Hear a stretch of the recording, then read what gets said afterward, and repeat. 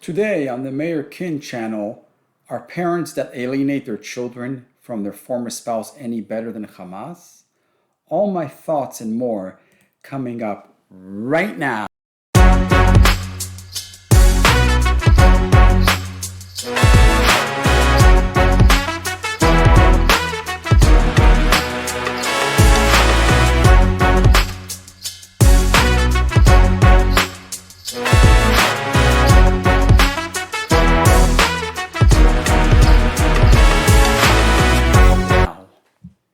Hello again, everyone, and welcome to the Mayor Kin channel, where we educate you in authentic Jewish divorce law and expose the fiction, lies, and deception promulgated by the unlearned, the corrupted rabbis, feminist Jewish organizations, and of course, by some women themselves. Recently, we all witnessed the horrendous mass murder perpetrated by Hamas against Jewish men, women, and children from communities in southern Israel. This occurred on Simchas Torah, when we begin a new cycle of the Chumash commencing with Bereshis. This tragedy that befell us on Parshas Bereshis is no coincidence and in fact a divine message. This because in the first Rashi of Parshas Bereshis, Rashi in the name of Rabbi Yitzchak ponders why the Torah starts with the story of creation and not with the first mitzvah given to the Bnei Yisrael, which was the mitzvah of HaChodesh Hazeh Lochem, as stated in Sefer Shmois, Perek Yud Beis, Pasuk Beis. Over there, the Bnei Yisrael were commanded to take a lamb or kid for the purpose of the Korban Pesach. After all, the Torah is called Torah because it means instructions. The Torah is a book that instructs us on the laws and mitzvahs that are expected from us and acts as a guide in showing us how to live our lives. So what is the significance of the Torah beginning with the topic of the Genesis or creation of the world? The answer that Rashi gives in the name of Rabbi Yitzchak is that the Torah was laying the groundwork in understanding the concept of law and order. When there is any sort of territorial conflict between two nations or two people, the remedy and the solution to the conflict is to go back in time and examine the records, the history, the DNA, so to speak, in order to verify who is the rightful owner. This is why we have property deeds which help verify who is the previous owner and who is the current owner. I mention DNA because DNA represents the building blocks of the human body. It is a polymer which carries genetic instructions for the development, functioning, growth, and reproduction of all known organisms. It is a unique identifier of each individual and cannot be altered. I therefore jokingly refer to the acronym of DNA as does not assume. The police use DNA to convict criminals because it does not lie. You can have all the plastic surgery to change your appearance, but your DNA will always identify who you really are. So we learn from this that just like DNA, the building blocks of the body, are there from the start of the formation of the body.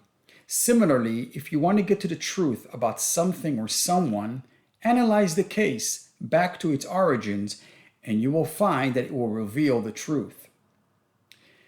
So you can see from here how world events tie into the Parsha reading of that week. The Kli Yakar, a commentary on the Chumash, further elaborates upon the statements of Rashi that the Torah wanted to begin with the creation in order to set the record straight about the ownership of Eretz Canaan. We learn from Parshas Bereshis, Genesis, that Hashem, the creator and owner of the world, can decide to which nation he wants to deed this land to. He first gave it to the 7 nations that resided in Eretz Canaan, and later transferred ownership to the Bnei Yisrael by commanding them to conquer the land. You may ask, why is this important to emphasize at the very beginning of the Torah, and what does this have to do with parental alienation? The answer from the Kli Yakar is that theft, kidnapping, and robbery are the antithesis to the Torah and to law and order. In the first mitzvah given to Bnei Yisrael, as stated above, the Bnei Yisrael were commanded, V'yikchu lahem ish seh. Each person must purchase a lamb or kid for the purposes of Korban Pesach.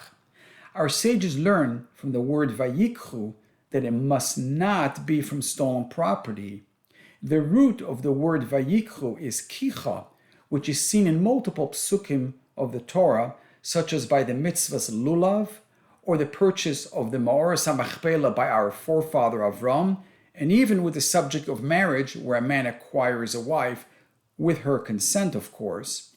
Therefore, the Torah was concerned about the nations of the world accusing Hashem of duplicitous behavior, chas v'shalom, by commanding the Jews to take a lamb or kid without stealing on the one hand, but on the other hand turning a blind eye to their theft of Eretz Canaan from the 7 nations whom they conquered after leaving Egypt. This misconception might lead to heresy and cause a great chilul Hashem. Therefore, to set the record straight, the Torah in Parshas Bereishis declared that Hashem is the creator and owner of the entire world. This misconstrued and potential false allegation against the Bnei Yisrael becomes especially important in the following Parsha, which we just read, Parshas Noach, that speaks about Hashem's intolerance of the corruptive society that existed at that time, and especially for their sin of theft and robbery. They ultimately perished in the great flood, minus Noach and his family. The Torah refers to theft and robbery as Hamas. Sounds just like the name adopted by the infamous terrorist organization Hamas. So we see yet another reference to world events by the Torah referring to theft and robbery as Hamas. Is this a coincidence? Of course not. Our sages teach us that nothing that we experience in life is happenstance, but rather it is all to teach us lessons and improve our deeds. Remember that Rashi above that quotes something in the name of Rabbi Yitzchak? Well, there are those that state that Rabbi Yitzchak was none other than the father of Rashi, as Rashi was known as Rabbi Shlomo Yitzchaki. The story has it that Rabbi Yitzchak, who was a wine merchant, once found a very precious stone that was so pricey that no one could afford to buy it except for a local church that was willing to pay a hefty price for the stone. Rabbi Yitzchak refused to sell them the stone as he was afraid that it might be used somehow in the service of idol worship and wanted no part of it. One day he was on a ship that was sailing, and members of the church that were on the same ship attempted to pressure him to sell it, and if not, they were prepared to take it by force. Seeing no way out, he tossed the precious gem in the ocean. It was said that at that moment a heavenly voice decreed, "Because you were willing to sacrifice a precious gem for the glory of Hashem, you will be blessed with a son who will illuminate the eyes of the Jewish people." That son was Rashi. Rashi, in a sense of Hakoras HaTov, to his father, Rabbi Yitzchak, recognized that whatever he achieved in his greatness of Torah was all in the merit of his blessed father. Therefore, Rashi began his monumental commentary work on Chamisha Chumshei Torah by first quoting something stated by his father, signifying the importance of his personal Bereishis, the genesis of his life, and how it impacted him. The Gemara in Shabbos, Daf Kuf Lamed Tes Omad Aleph 139a, states that when you see tragedies in the world, then know that this comes as a result from corrupted rulings issued by corrupted rabbinic judges. Now, some of you might feel that what I'm about to say is insensitive and not appropriate to be stated while our nation is in distress, but make no mistake, it is precisely on such a time when tragedy hits that it is demanded from us to do introspection and analyze what possibly led to such a tragedy and make the necessary correction. Let us not kid ourselves, but we all know what is happening in the Jewish world. There is an epidemic of divorce, but worse than divorce is the epidemic of parental alienation. Parental alienation is pure theft and robbery. The Torah states twice, Lo signov, lo signoivu. Lo signov refers to kidnapping a human being. We've just experienced not only a massacre of Jews, but a massive kidnapping event of 200 people. What are the lessons that we must learn from these events? Is this just a coincidence that Hamas kidnaps 200 people and that the Torah alludes to theft, robbery, kidnap as the word Hamas? The answer is blaring us directly in our eyes. We have on the one hand a terrorist organization that murders and kidnaps, and goes by the same name that the Torah uses to refer to robbery, Hamas. And then we have the Gemara in Shabbos, Daf Kuf Lamed Tes, that states that tragedies occur because of corrupted rabbis. The common denominator is the fact that we have a complete breakdown of Jewish divorce law, with rabbis turning a blind eye to repeated Torah violations relating to civil litigation and also parental alienation.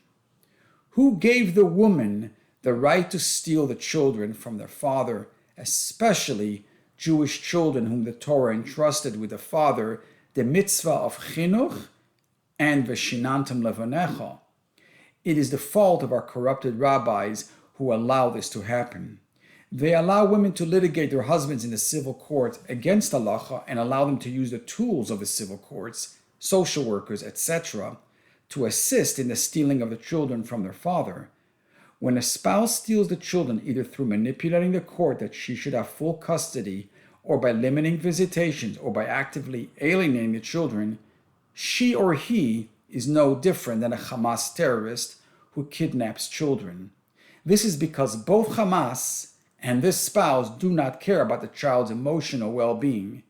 The Torah in Parshas Noach states that Hashem destroyed the world via a flood because of the sin of theft, robbery, and kidnapping. We need to take lessons from the great flood that Hashem detests any form of theft to the point of destroying the world. Today we have a rainbow that acts as a covenant between Hashem and mankind, signifying that he will never again destroy the world with a flood. But that doesn't mean that kidnapping, theft, and robbery will be tolerated, as Hashem has many tools at his disposal that he can unleash against such violators of the commandments of lo signoiv, lo signoivu. We need to ponder and internalize the lessons of the Hamas kidnappings into our own lives and ask ourselves, are we guilty of the same sin? May Hashem have mercy upon us and bring us soon the salvation that we are anticipating. Thank you for watching, and see you all in the next video.